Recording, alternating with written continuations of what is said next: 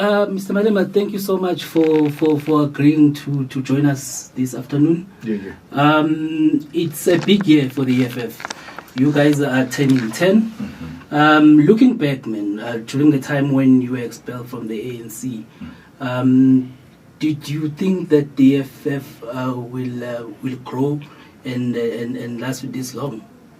Yes, thank you for having me. I think when we started, we were aware that we will sustain the movement through discipline and through respect for each other and unnecessary contestation. But it surpassed our expectation.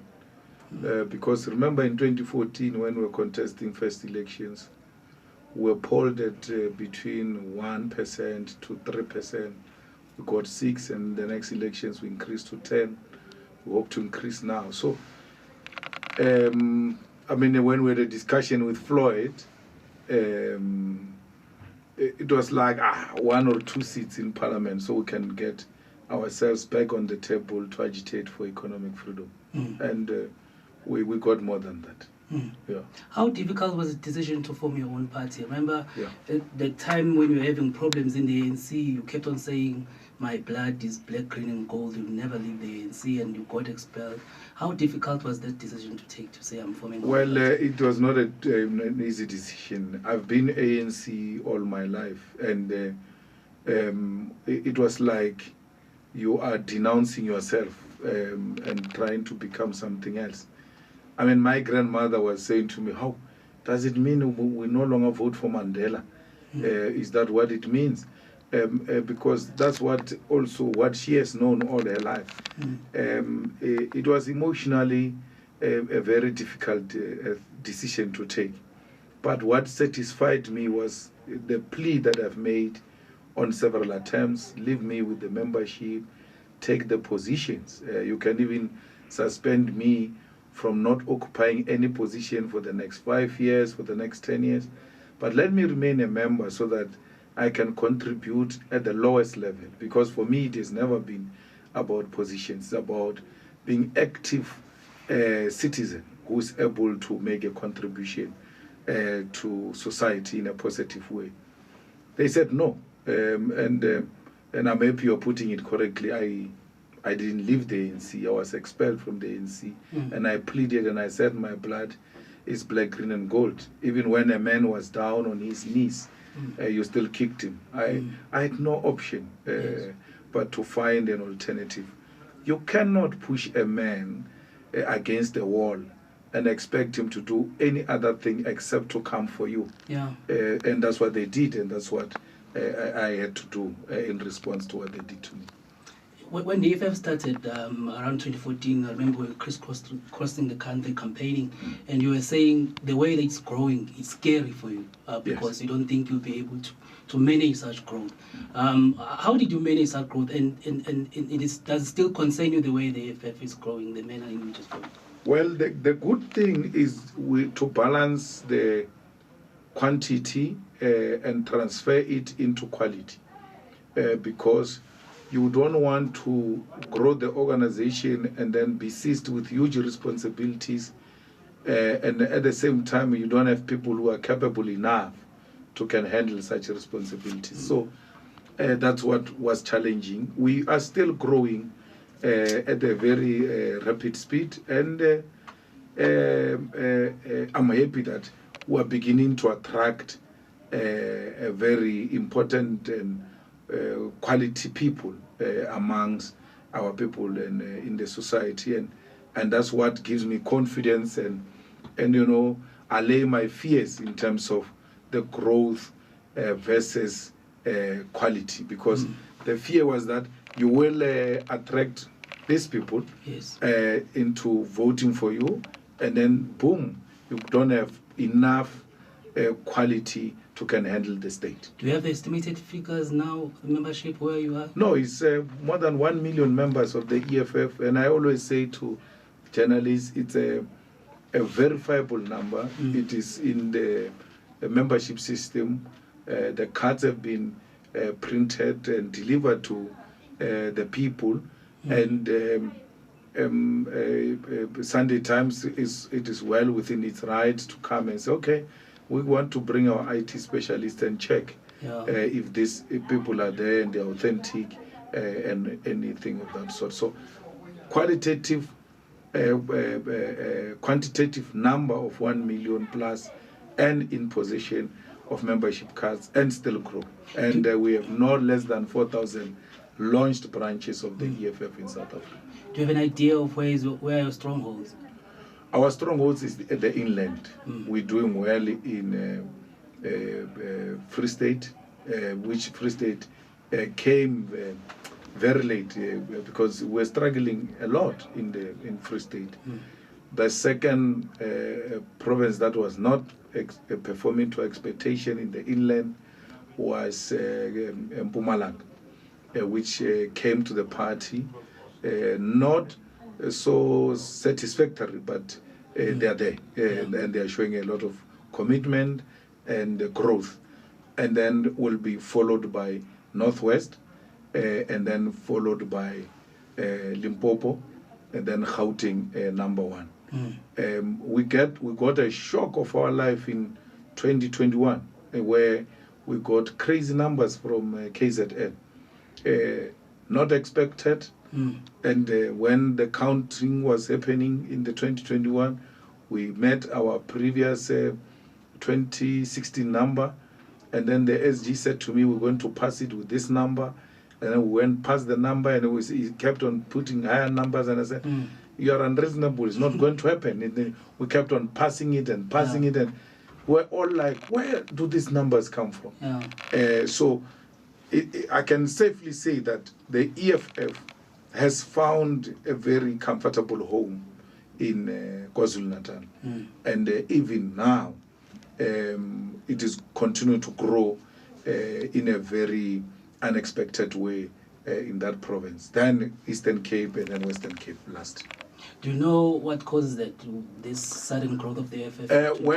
There is a huge political dissatisfaction in KZN about the ANC. Yes.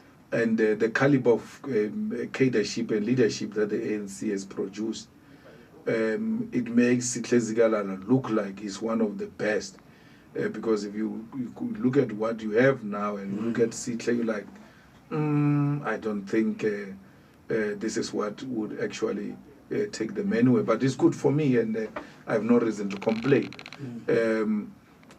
So we need to maximize on that, but we also need to infiltrate the north and not allow the growth of the IFP, because it has now taken a decision to marry the DA. Now the problem is that the IFP voters, when they are angry with the IFP, they don't vote for anyone. So they formed a party at the time called the NFP, and then when the NFP failed, they went back to the IFP. So that poses a new challenge now, where we have to infiltrate the IFP base and neutralize it, so that whatever the number the IFP gets, it's not able to merge with the DA, and thus the two of them constitute a government in KZN. Yes. It will be a serious miscarriage of history, which will not be allowed. But the EFF leadership is committed. Huge temptation by the IFP to infiltrate the EFF, especially in the north, and neutralize it, at times even corrupt it, give it jobs offers, give it money offers, and all of that. It's a contested terrain. We have no reason to complain, but I'm happy, and I'm going there Friday. I'll be in KZN, so I'll get out on Sunday. So it's one province that when you go, you get very excited, because you can see the kind of effort we've put in. Look, these by-elections do not mean anything to us as the EFF. In the EFF, we contest all the by-elections because they are a training ground. So a lot of our members and leaders, to a particular extent, they are new in politics. So you give them that opportunity to be trained practically, not theoretically, practical on how do you contest the ward, how do you contest the elections, what is needed in the elections. And then they go in with their heart and mind and soul, and then they get beaten and defeated. Then they have to come back and say, what is it that we have done wrong? And then they're given an opportunity to correct that even before the national elections. So we are happy with our presence in KZN. I like that you are talking about the working relations with the political parties. We're going to come to the issue of coalitions now. But when you came in 2014, the first elections that you contested, EFF positioned itself and claimed that it was a government in waiting. Yes. How is that going, and how far are you from achieving that? We're a government. We're no longer a government in waiting. We're a government in KwaZulu-Natal and eThekwini, responsible for infrastructure. I was looking at FNB today and looking at Moses Mabhida, and I was like, Moses Mabhida is managed by the city, and it is not anywhere close to what FNB looks like. And it looks like Moses Mabhida falls under the EFF. So we may want to tap on some beautiful experiences in FNB and improve Moses Mabhida. It has got a huge potential, both as a sports facility, but as a tourist attraction as well. We are government in Ekurhuleni, responsible for half of that municipality, finance, electricity, water, and things like that. So we ought to do things differently and make sure that our people get services. Mohali City, West Rand, including Johannesburg, by the way, we are responsible for public safety and health. That's why when you leave this building, there's no way you can't find Metropolis in any corner. It's because of the type of activism that we've brought into governance as the EFF. All of this is being used as a preparation and training ground for a total takeover in 2024. So we in a way, we're no longer government in waiting, we are government. But how has EFF public representatives performed since they took over positions in government? It will be too quick for me to pass judgment. Every Monday, especially the MMCs, are required to file a written report of what have they done this week and how have they impacted positively in the lives of our people, and where we are not happy, we're able to make agent and weekly interventions with regard to that. So far, so good. A superstar for me is the Speaker of Ekurhuleni, who understand that being a speaker is not just chairing a council meeting, but you have a responsibility to serve the people. And she's forever very responsive on social media, very responsive on the ground, a female cadre who loves, and she's so committed to driving a change agenda. And I'm like, if all of them could just be inspired by her and want to be like her, we'll have this government being a better government. So I'm happy with what our leaders are doing. 2016, after the local government elections, the EFF made certain demands to political parties who wanted to enter into coalition with the EFF. And as a result, the ANC was left out in the cold in different metros. But now we see the EFF is now in government and in says form alliances with the ANC. What has changed? What has changed in the EFF strategy? We are not in any coalition, number one. Even in 2016, we have not been in coalition because there's been no agreement to the fundamental, non-negotiable cardinal pillars of the EFF. What has changed now is that we voted for different mayors. And those mayors are the ones who invited the EFF into government. We are not in government invited by the ANC. We don't serve at the behest and the invitation of the ANC. We are serving because mayors of other political parties have invited us. So we're happy. If the ANC messes up, we take them head on. We even speak publicly against them, yet we serve in the same executive because we are not in alliance, we are not in coalition, we are all invited knowing that we hold different political opinions. And that's the good thing and the beautiful thing about what we have now. Nothing binds us to anyone.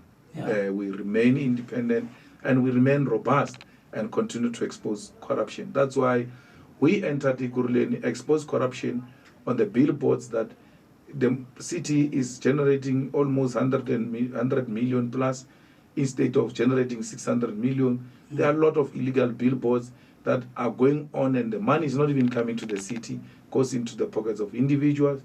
The trucks, waste trucks are missing, so much number is on the register, but so much has been found, the rest we don't know where it is. The ANC jumped and said, people who are in cabinet with us, they can't talk like that. We said, no ways, we don't care. Being in cabinet with you does not mean a cover-up for corruption. Yeah. Yes. When you started this discussion, you said when the ANC chased you away, and now you are coming for them. And the EFF is largely responsible for the decline of the ANC in the past elections. And now we're going to 2024, and the opposition parties are coming together with a view of getting rid of the ANC. Will the EFF be assisting the opposition parties to get rid of the ANC, or will the EFF assist the ANC to retain power in 2024? No, but your analysis is wrong. They are coming together to get rid of the EFF and the ANC. And they've not made it a secret. They said, let's come together, and they've isolated the EFF, and they said they don't want the EFF. The first choice to work with is the opposition. We've always done that, and we've always done that not in exchange for positions, but in exchange for good governance and for accountable government and for the delivery of services to our people. So when people just wake up one morning and declare you number one enemy, when without giving you a benefit of doubt and say, okay, come, let's engage on this or that issue, we don't seem to be seeing things the same way. Remember, these are the people we give power to. We gave the municipalities to. They have no reason to doubt us. We never asked in exchange for a tender, for a position, for anything. Mashaba makes that point very clear every time he's given an opportunity. That I've never, when I was a mayor, had a discussion or an encounter with the EFF where they asked for anything from me or even tenders. Yes. It is the DA that came asking for tenders from me. So these are the kind of people you have been dealing with in the municipality. And then you wake up one morning, you say they are the enemies. So ANC is not our preferred cup of tea. But the circumstances that puts us with the ANC together and say these two must be killed, we cannot then push ourselves to people who don't want us. We prefer the opposition. We want to work with the opposition. We've given our votes to the opposition before. And I don't understand why, where does this come from? Where now people just say, no, we don't want them. Is the door still open? Our door is open. We will work with the DA, will work with all the opposition parties. If they come to the party and say, let's build a solid government that is based in the interest of fighting corruption and defeating high levels of unemployment and poverty in our society through the distribution and ownership of the land and strategic sectors of the economy. That discussion is not taking place. And not because the EFF doesn't want. The EFF has always... approached to say... No, I can't. You can't wake up one morning and say, that's an enemy, and then whatever we do, not even the ANC is the enemy. No, the DA is actually discussing a possibility of forming a coalition with the ANC. Anything but the EFF. Yes. So I've not done anything to anyone. I've got ideological views and positions that I hold. But I'm not aloof to the dynamics in the country. and I've got an open door policy to engage, and I've done so before. But when I'm being called an enemy, and even people who declare me enemy, I keep giving them votes, and then the day I decide I've had enough, I'm the problem. Those people are not the problem. No one says to them, but he has been so kind to you. Why do you treat him the way you are treating him? Why do you think he's treating you that way? It's the Oppenheimers. They don't like the EFF because the Oppenheimers give money to all political parties in South Africa, except the EFF. And therefore, they are unable to control the EFF. As a result, they say, DA, whatever you do, this ones must never be an option. 2, the DA internal research has confirmed that the EFF is going to pass you. The numbers are growing, and your numbers are declining. Before Ipsos released the results, the latest results, the much earlier year in the year, they released the DA at 16%, and then EFF at 13%. The latest says EFF hasn't moved; it's still at 13%. The DA is 14%. So the DA results are actually worse than that, and they know that whatever happens, these ones can pass us. And Oppenheimer makes that point very clear to them. So what do? They stop fighting the ANC because you must now fight for position number 1. They're like, while we're concentrating there, here's a person. They make a U-turn to look at the EFF and say the EFF is the enemy, not the ruling party. Where have you ever had such a thing? So the numbers don't look good, and as a result, the EFF must be stopped at all costs. So the whole idea is, and ANC is led by fools like Mbalula, which don't have an appreciation of what is happening. The whole idea is EFF numbers combined with the ANC, they should not pass 50%. Yeah, so that's what they're working on, so that Oppenheimer can force the marriage of the ANC and the DA the same way they did with Mampela Ramping. After they formed her party, forced her marriage into the DA and then destroyed her. The same thing they're doing with Herman. I mean, Herman loves the EFF with everything. And every time he tweets against the EFF, I laugh alone because I know it's not him. It's not what he wants. The guy, if he had any option, he would have joined the EFF. But his funders are like, not those ones, because they've got no control over the EFF.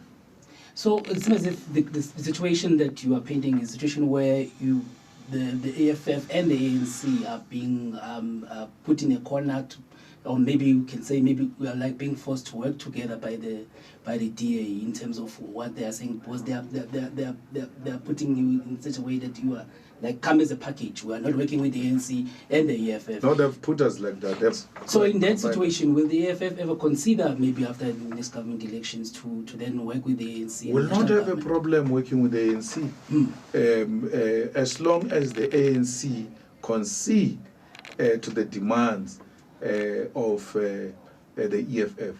We will want, more than anyone, we will want to work with the ANC. We will want the ANC to be what it used to be. It is the most,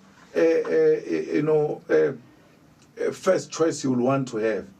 But you ought to put very tight mechanisms in place, very tight, clear program of deliverables of this must be achieved by this time. And not the ANC of Cyril Ramaphosa, because that's equal working to Oppenheimer. The reason why there is an attempt to do a forced marriage between the DA and the ANC is because Cyril is Oppenheimer and the DA is Oppenheimer. The merging of the National Party and the DP was done by the Oppenheimers, and then now Cyril being the product of the Oppenheimers. That's why Steenhuisen or Helen Zille say, we'll not have a problem working with the ANC of Cyril Ramaphosa. I will have a problem working with the ANC of Cyril Ramaphosa because that's working with the devil straight, and that is undesirable. That's a product of the Oppenheimers. That's a tool that is being used by the Oppenheimers to reverse the gains, the little gains we've made of 1994. So if the EFF and the ANC was to sit on the table and have a discussion about working together post 2024 elections, will that be one of the demands that Cyril Ramaphosa should not be president? Absolutely. Why would you want to work with Cyril Ramaphosa? The guy can't take a decision about anything. And you want to kill the EFF by subjecting it to undecisive leadership. Because you have to go back to your constituency and say to your constituency, look guys, by look of things and numbers, we may have to find a way of working with these guys to achieve what we want to achieve. And they say, okay, go ahead. And then you go ahead with Cyril Ramaphosa and you come back empty-handed. That is a self-destruction and the killing of the EFF. So which leader of the ANC, the EFF, would feel comfortable working with? Well, it will depend. I can't choose for them who they want to put forward, but Ramaphosa is not a choice. Because of the relations or with the Oppenheimers? Yeah, he bought that position funded purely by white capital to capture the ANC and use it against black excellence and then use it against the gains of 1994. So it can be. Cyril must still be punished for having sold our country to the highest bidder. It's at the level they are stealing now, at the level they are collapsing the state-owned enterprises now, you will think that this country will not be here tomorrow. But if Steenhuisen was to open the negotiations and open the door, would you support a situation where you have Steenhuisen as a presidential candidate? I said to you, my preferred thing, which I did in 2016, is bring together the opposition and remove this corrupt ANC of Cyril Ramaphosa. I will do that. But if the ANC was to come with the same offer without Cyril Ramaphosa, I will go for the ANC. Yes. Because under Ramaphosa we can achieve that. But as combined opposition, we know that we actually hold the best interest of our people at heart. Will you work with Steenhuisen? I gave them my votes in 2016. So I did. You actually support a situation where Steenhuisen becomes president? He won't be president. So what will happen? No, there will have to be a president consensus from the combined opposition. But Steenhuisen, no, it can't be. Why not? Why not? To subject our people to that metric leadership, yes. It's not going to happen. That thing ended with Zuma. After that, any other thing will be to insult the people of South Africa. So we shouldn't allow that. Steenhuisen is good as a leader of the TA, but he can't lead this country. He too hates our people. Now he's fighting BEE. Now he's fighting empowerment policies, because anything black to him, like Cyril, must be suppressed. And if you put Steenhuisen, a president is the same as putting Cyril. So why? There's no need really. So it's not automatic that when there are people meeting together in the form of opposition, then the white person who leads an opposition must become a president based on that. I'm there, I can lead them, I can be president of this country. I'm ready to be the president of this country. So why should I give to who would you choose? Let me abstain. So if you not always and you put Steenhuisen here and you put me here, I think I'm a better. So the EFF would rather. So if we had to choose, we've done it in 2016 in some of the municipalities. We just folded our arms. We still do the same in other municipalities where the ANC and the DA candidate doesn't make sense. So the EFF would rather don't get involved. We've done it in 2016 You recently welcomed someone. Some of the municipalities we just folded our arms. We still do the same in other municipalities where the ANC and the DA candidate doesn't make sense. To the ranks of the don't get the involved. EFF. You recently what informed that, and he was immediately deployed to Parliament. a few weeks after he joined the EFF. Is this part of some kind of a strategy of the EFF, maybe to expand its reach maybe into the black middle class and the black professionals that Jim used to lead? No, and what makes me happy is that you're not a new journalist. We got along so well with Muzwane when he was the president of BMF.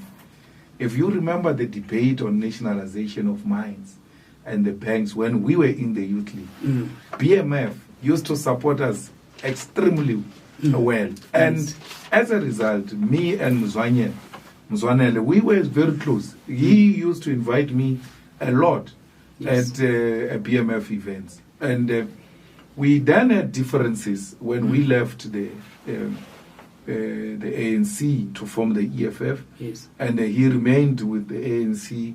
And at the time when we were fighting President Zuma and the Guptas, he was on that side. But it doesn't mean there's never been a point where myself or Floyd never shared the same ideological perspectives with Muzwane. We did. Yeah. And there was that irritation. And I said this a long time ago, that President Zuma's issue is an irritation. It's not a strategic issue. Yes. That should constitute a strategic enemy. It can't be. So President Zuma was an irritation issue that we dealt with. It's done. Yes. And therefore, we're concentrating on our strategic opponents, which is white monopoly capital. And that opponent, even when we had an irritating disagreements with Manyi on Zuma and the Guptas, but on the strategic enemy, there's never been differences between ourselves and Manyi. Manyi, like many others, belong to a faction in the ANC called Radical Economic Transformation. They're the ones who have been advocating in the ANC the nationalization of the land, of the Reserve Bank, of the mines, of establishment of the bank, state-owned bank. So we're not far apart, but there was this irritating issue that made us disagree on, and that issue has been resolved. And that cannot be, therefore, me and Manyi cannot at some point meet like two streams that are going to meet at one river, and that river is economic transformation of our country. On that point, we've always agreed. What another person... And I'm happy with Manyi joining the EFF. Most of you are not observant. When we merged with these groups of political parties and all of that, I've always made sure Manyi is the MC in those events. Even when the fighters brought huge numbers, I've always said, let this guy chair.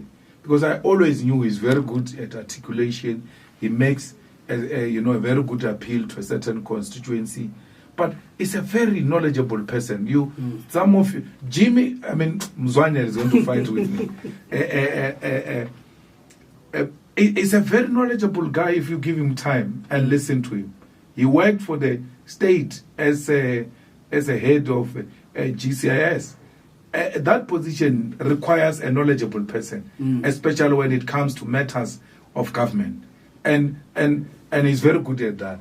And you can't find such a quality and want to waste it on sitting at Winnie Mandela House. Let him go to Parliament. Let him go and face his peers. Let him expose them. Yeah. Because many of those people are not even closer to what Manyi is. So I could not waste time and waste such a resource. It's a resource that is going to be beneficial to the EFF, and let it be placed at a center where it will be very meaningful and impactful. Some of us, Parliament is not our thing. We are the ground people. We want to engage with the ground and mass mobilization and agitation and all of that. Jimmy Muzwane Manyi is the kind that can pay a particular attention to detail on matters of the state. And that's why we took him back. We took him to Parliament. Another man who was on the other side over this irritation that you're talking about is Makashule. Yeah. He is now expelled from the ANC, like you were back in 2012. Will the EFF accept him if he was to come and say he wants to join the EFF? I'm talking to him. Oh, is it? Yes, we're talking, and we're at an advanced stage of discussions. Electoral politics are politics of numbers. Yeah, very important that you talk to everyone. So I'm talking to the man, and when I'm talking to the man, I'm saying the EFF is in an advanced engagement with Ace Makashule. So what are the conditions of him coming? No, leave it to me and him. We'll announce when those discussions are over. I'm talking to a lot of very senior people. Very. Do you mind sharing other names? No, I couldn't. I can't. I have to first conclude the discussions. We're likely to shock a lot of people at the FNB Stadium with the kind and caliber of people who will be in attendance at that rally of the EFF. So will you unveil senior leaders who are joining the EFF? Absolutely. We don't unveil. We don't. People in the EFF join at their branches and they announce themselves as members. We don't do press conferences. No, there is no special member of anything of that sort. You join, you belong to a branch. If there is a skill you have, we'll use that skill. We don't have a cadre deployment policy in the EFF. We assess people as they come and we utilize them where they can best contribute to both the growth of the organization and government. These are the people who were on the other side of the fence, especially when you were fighting former President Jacob Zuma, when the EFF... They were with him. Yes. The EFF was agitating for him to be removed, and was removed. And now, these are the people that you are embracing. Is it part of the ANC strategy, the EFF strategy, to see a gap within the ANC, that there are these divisions and then you take full advantage? I don't know where differences are permanent. I really trying to think which sphere of life do we have a permanent disagreement. There are no permanent enemies in politics. I had fundamental disagreements with President Zuma on how he ran the state, on how, and I raised this in the ANC. The problem is that the South African media, you don't keep archives. In the 2011 rally of the ANC, January 8, in Rustenburg, I took a platform there and I said, we have not elected a corrupt family to run South Africa, Mr. President. If you want to run this country, don't want to run this country, please tell us. Yes. We'll choose another leadership. I raised these matters with President Zuma, fundamentally disagreed with him internally in the ANC. Yes.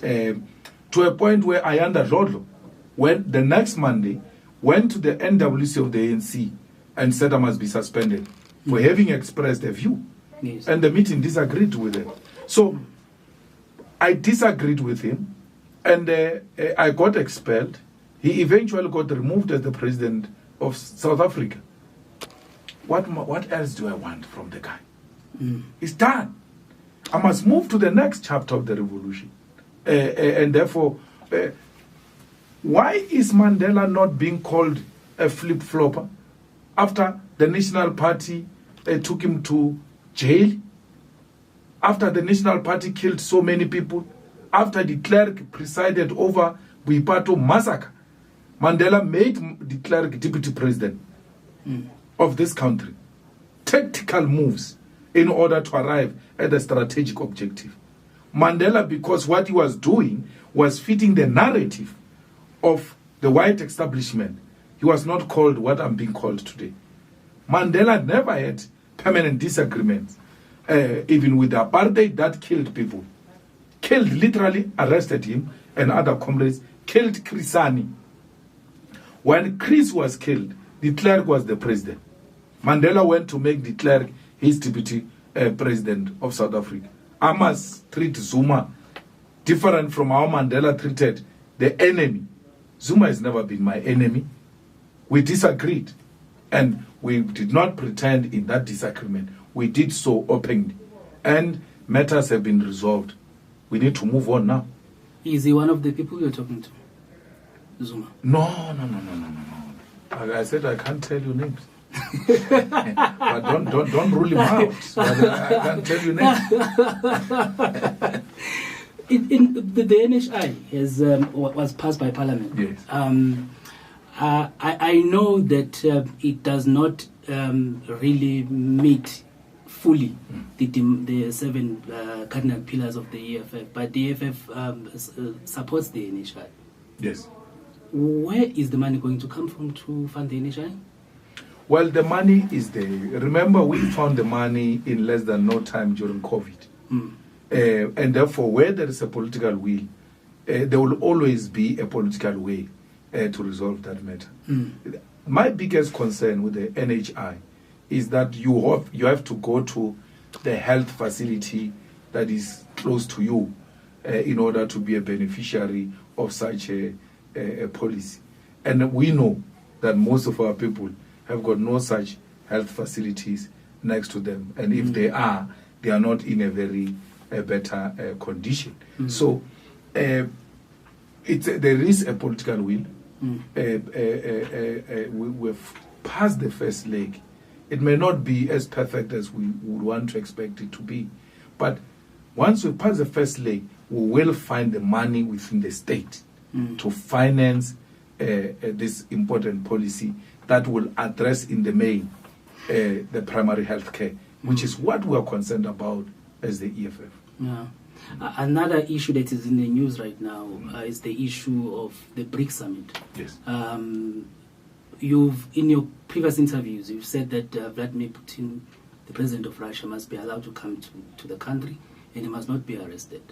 Ever since then, there's been reaction, especially in the US, with the threat of AGOA and calls from the lawmakers, some of the lawmakers there, to say maybe the AGOA summit must not happen here in this country, and they're saying we are on the verge of being kicked out of AGOA, which will have serious consequences and result in job losses.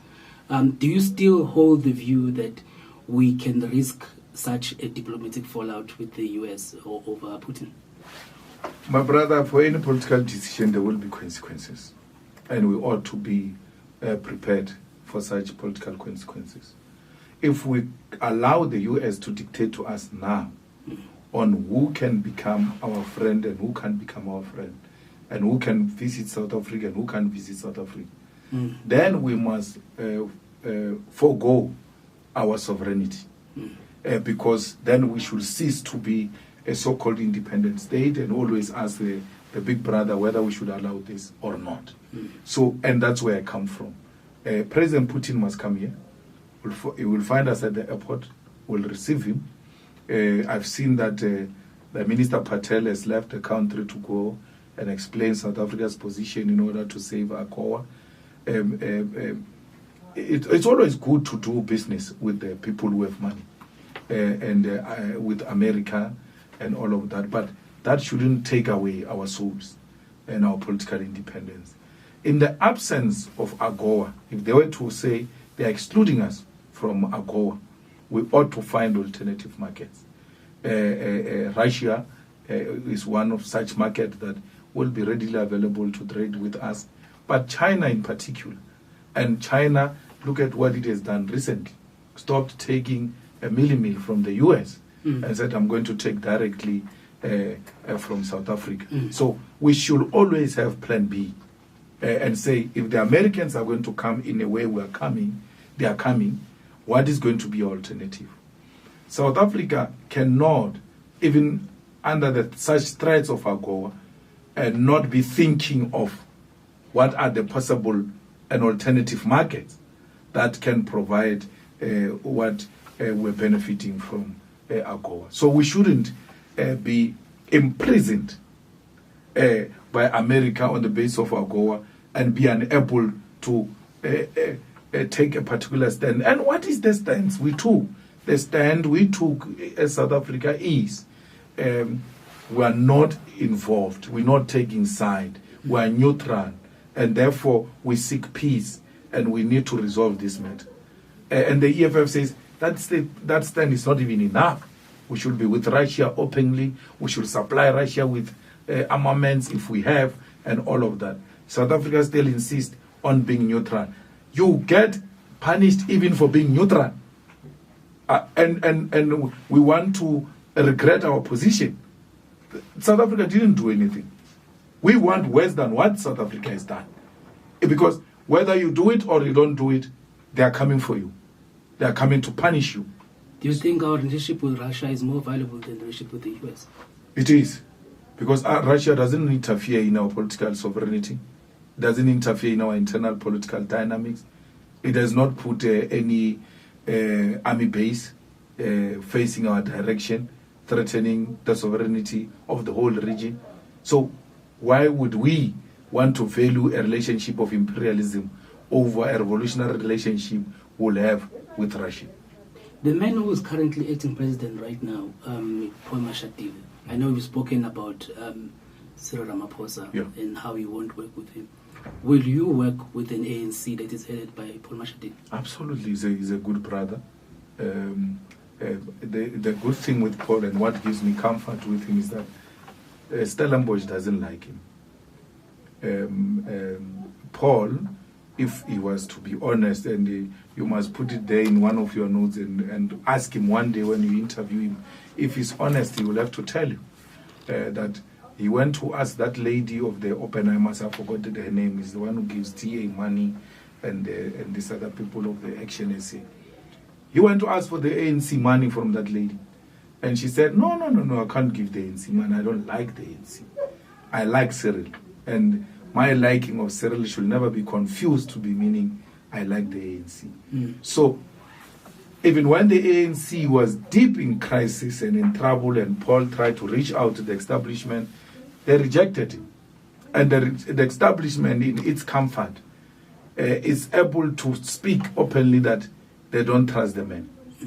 And therefore, anything that unsettled the establishment is worth taking a risk. Politics is a risk. And you can't be scared to take risk because that will not make you a politician. So will that be one of the demands to say? No, we can't demand that put so and so as a president. We can't. Of the ANC, we can't.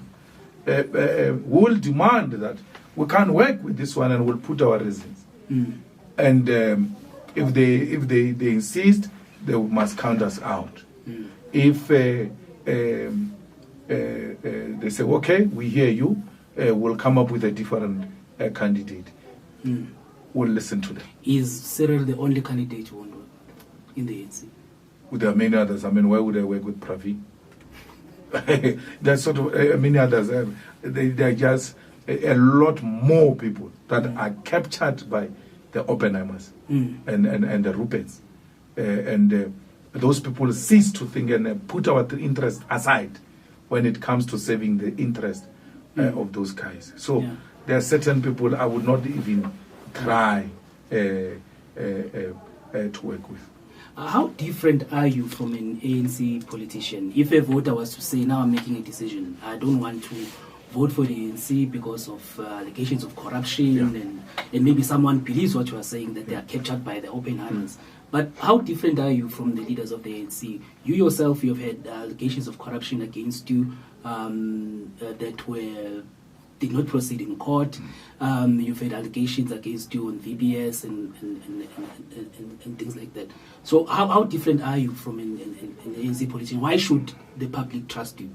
I'm not in the pocket of the white establishment, formed a political party without white money, without more white influence, a completely independent politician who's not being controlled and captured by anyone, a corrupt-free politician who has got no allegations of corruption against him, including the ones you are talking about. I get arrested for corruption because someone wants to settle a political score with me and say, you got a tender in government. You were there, Shoba, you wrote many other things about me at the time. But you never asked the question, in government, who did he corrupt? Who gave him a tender, and on which condition?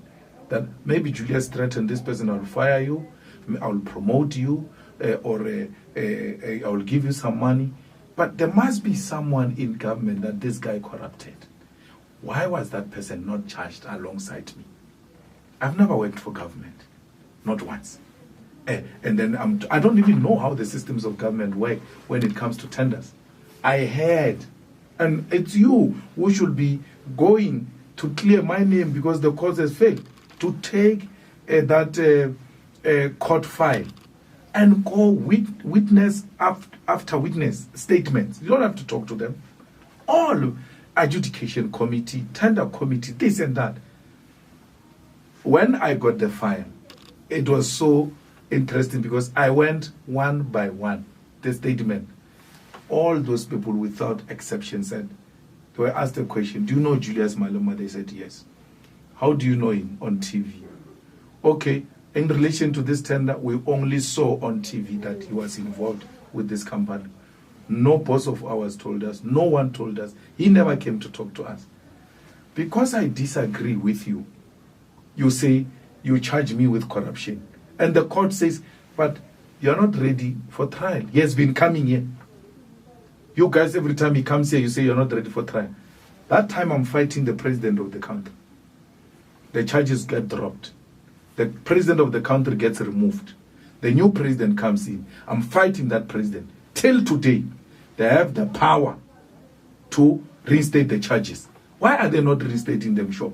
Why do you speak like I've got the power to reinstate the charges? I'm here. I'm a civilian in opposition. They've got all the reasons to come for me. I said Cyril is corrupt. He puts money